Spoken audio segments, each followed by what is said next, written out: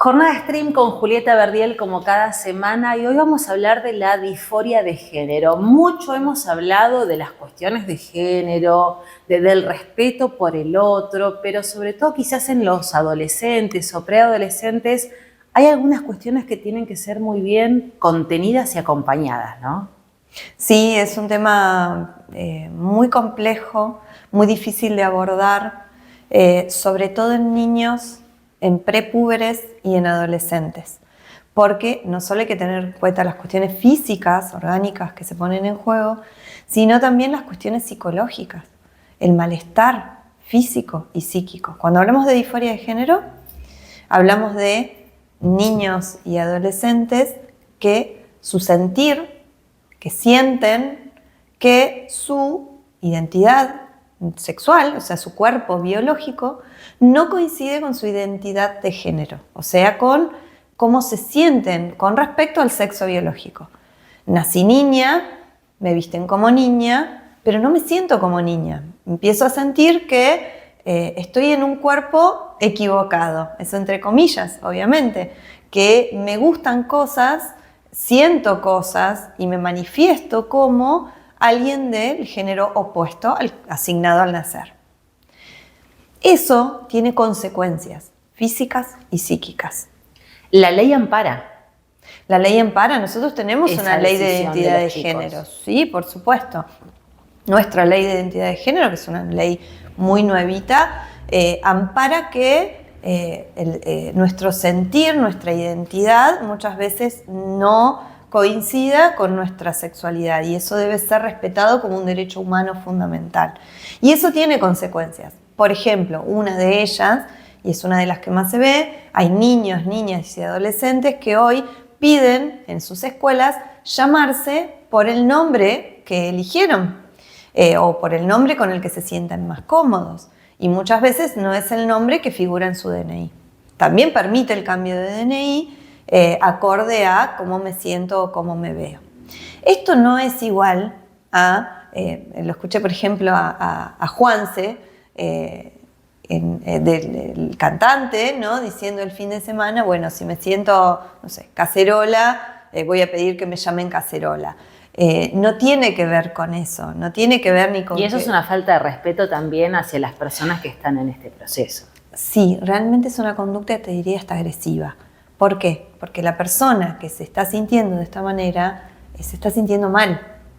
Porque hay todo un proceso psíquico para hacer, por hacer, en relación a cómo me siento. Entonces, no es lo mismo si me siento jirafa, me voy a llamar jirafa, si me siento cacerola, me voy a llamar cacerola. No tiene que ver con eso la identidad sexual. Tiene que ver con sujetos que se sienten, que no se, siendo biológicamente mujeres, no se sienten como mujeres y se sienten como varones, y siendo biológicamente varones, se sienten como mujeres. Eso lleva un largo proceso que muchas veces termina en un cambio de género y otras veces no. Por eso es un proceso a acompañar y muchas veces termina en un tratamiento hormonal o muchas veces termina en cirugía y muchas veces no, porque la identidad de niños, niñas y adolescentes está en construcción y eso es algo que tenemos que tener en cuenta. En la infancia, todo diagnóstico se escribe con lápiz, sea diagnóstico de, no sé, trastorno del espectro autista, sea diagnóstico de déficit de atención o sea diagnóstico de disforia de género. Todo en la infancia y en la adolescencia se escribe con lápiz porque hay una identidad, hay un psiquismo en construcción. Y esto del acompañar y el contener, porque tampoco puede ser que hoy se autoperciban de una manera y mañana de otra. No se puede estar cambiando, y más cuando en casos de edades tempranas eligen comenzar con algún tratamiento hormonal o ya algo que tiene que ver más con lo físico, ¿no? En realidad es una de las desventajas de comenzar con tratamientos hormonales o tratamientos también que involucren cuestiones orgánicas antes de tiempos psíquicos estoy hablando. ¿Por qué? Porque obviamente al haber una identidad en construcción, los chicos a partir de la pubertad tienen un montón de cambios físicos y psíquicos de los que hemos hablado muchas veces y que involucran también cuestiones orgánicas que siempre son en revisión. Entonces, introducir un tratamiento hormonal antes de tiempo también tiene consecuencias psíquicas y puede influir después en decisiones, en formas de vida, también en algunos síntomas que pueden aparecer después. Aquellos chicos y chicas que están atravesando por cambios en su identidad de género suelen sentirse muy angustiados y tienen mucho malestar.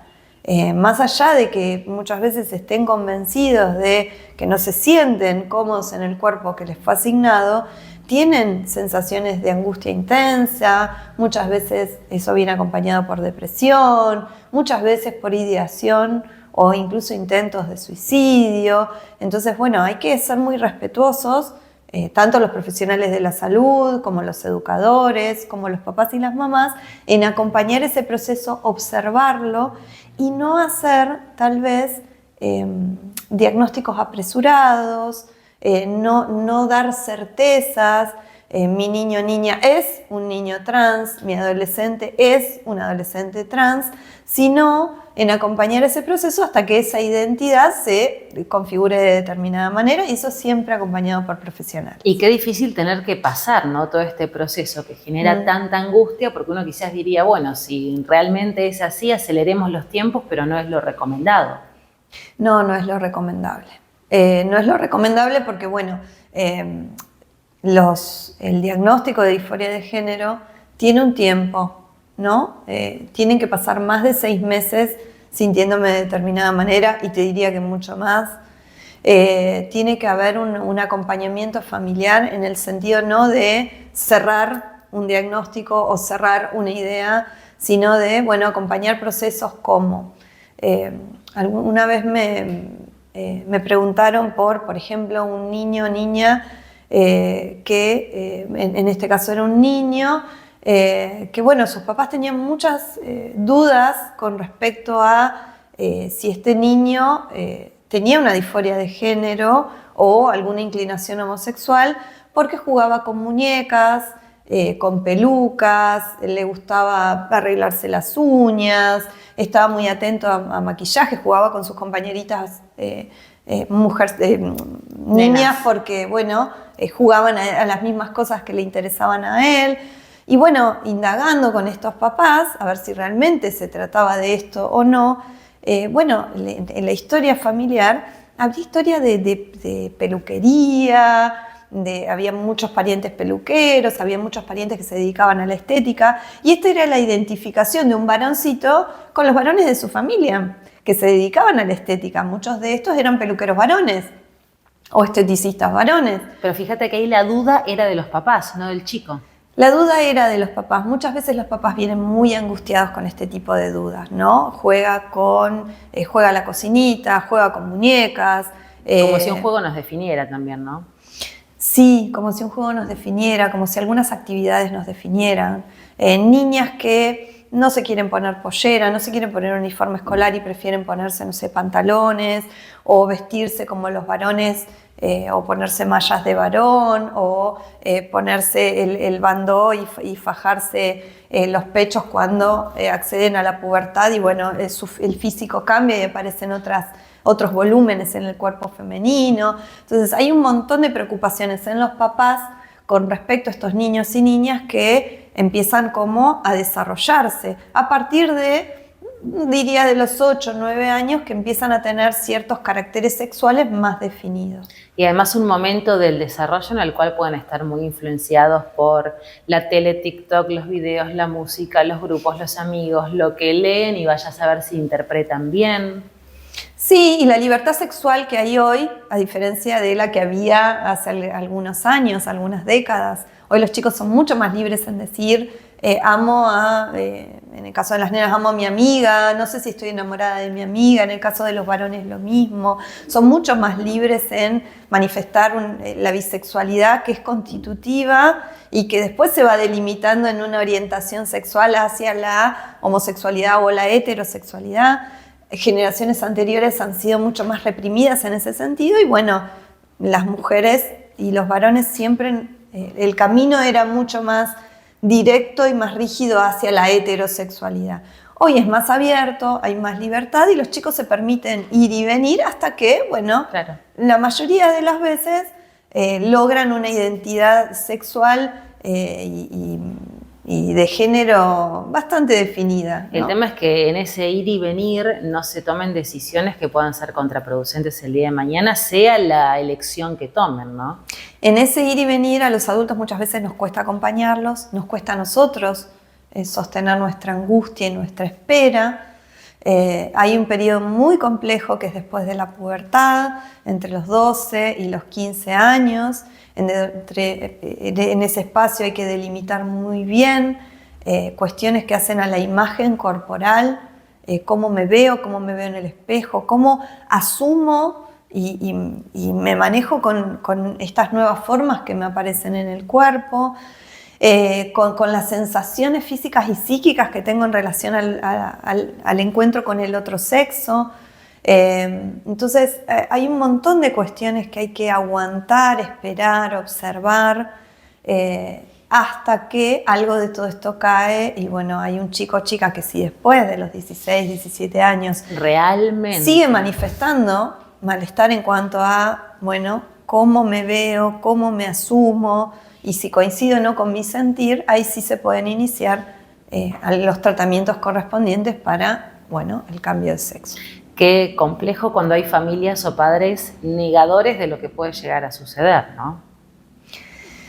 O reticentes sí, o resistiéndose. Vos sabés que sí, que la negación es un mecanismo de defensa seguramente ante la angustia. La negación, el rechazo, muchas de estas demandas de los adolescentes son rechazadas por la familia. Que incrementan seguramente la angustia de ese proceso sí, de los chicos. Muchísimas veces nos encontramos con adolescentes muy angustiados al punto de no querer vivir más porque bueno, esa identidad que están intentando construir y asumir es rechazada. Entonces, bueno, no logran, a veces logran la inclusión en su grupo de pares, porque los chicos suelen acompañarse y observarse en el proceso, pero bueno, muchas veces las familias no pueden acompañar esto, entiendo que por angustia, ¿no? ¿Crees que hay compromiso, acompañamiento en la comunidad médica con esto debe haber muchos chicos que quizás a edades tempranas pretenden acceder a algún tratamiento de hormonas o pensar en una intervención quirúrgica? ¿Hay compromiso de contención también desde ese lado? Los profesionales de la salud estamos muy comprometidos en acompañar las cuestiones de género. Muchas veces, tal vez los profesionales menos preparados sean los que menos pueden escucharlo y tal vez asuman posiciones más drásticas o categóricas. Sí, más defensivas también. Y bueno, sean los profesionales que no pueden acompañar esos procesos, pero los que sí estamos formados y podemos acompañar ese tipo de procesos, bueno, podemos también acompañar a la familia. Es un proceso multidisciplinario, trabajamos psicólogos, trabajamos psiquiatras, trabajamos también endocrinólogos, ginecólogos, hay un montón de profesionales de la salud, pediatras, que trabajamos en conjunto para poder acompañar un proceso familiar y para que un chico o chica tenga el menor malestar posible ante esto que, bueno, ya te digo, es un proceso muy largo, es un proceso que incluso se inicia antes de la pubertad y para acceder a un tratamiento de reasignación de género estamos hablando de 18 años, entonces estamos hablando de más de 10 años de proceso. Y un proceso que no significa que sí o sí va a terminar en un cambio de género, pero justamente es acompañar eso, ¿no? Sí, es acompañar eso y esa búsqueda. Sí, es no caer en dogmatismos. Esto no es una cuestión de creencia, no es creo en las cuestiones de género o no creo en las cuestiones de género. Las cuestiones de género existen desde que existe la humanidad, desde que nos vestimos de rosa o celeste o consideramos que las mujeres y los varones tienen que hacer determinadas cosas. Entonces no es nuevo, no apareció ahora. Ahora obviamente está en discusión y bienvenida a la discusión. Y la visibilización, bienvenida, ¿no? Pero por supuesto, siempre es bueno discutir acerca de estas cosas, pero esto no es nuevo. Entonces, bueno, como el mundo está cambiando y siempre vamos a revisar estas cuestiones, bueno, hay que tenerlas en cuenta. Vuelvo a repetir, para no caer en dogmatismos, en esto es así o no es así, o no apresurarnos a los tiempos de los niños, porque los niños tienen sus tiempos y vuelvo a repetir, están en construcción.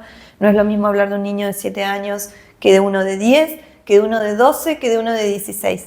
Entonces, para cada tiempo hay un acompañamiento, a cada tiempo se le espera una determinada conducta sexual. Hablamos también de que los niños tienen manifestaciones sexuales y hay que acompañarlas.